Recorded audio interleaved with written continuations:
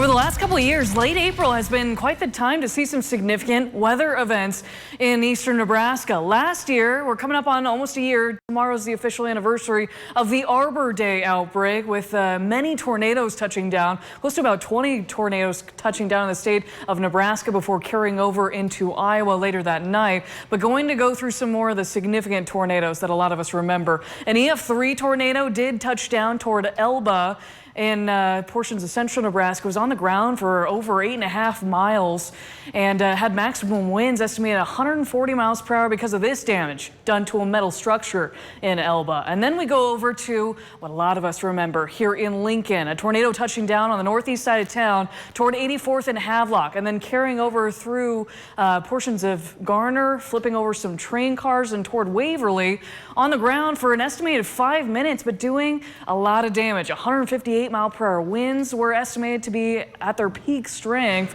while being on the ground for about 5.25 miles. But the damage extensive to Garner Industries. There were 3 injuries to come out of this, but even in talking about this event, I think it is a wonder that we only saw injuries to come out of this day before there was one fatality with a Minden tornado later that night. But moving on from that tornado, there were multiple touchdowns with this same storm, moving on toward Greenwood and eventually toward Ashland, and then what would become eventually the Elkhorn-Bennington-Blair tornado in the afternoon and early evening hours. Maximum winds with the EF4 that was rated a little higher after the fact were estimated at 170 miles per hour. Path length in totality, a little less than 33 miles, with the maximum width of this tornado being over a mile wide and 4 injuries being done. Some photos from that day. You can see trees stripped bare. The one thing that we look for in an EF5 tornado is complete destruction and homes wiped from their foundations. These homes were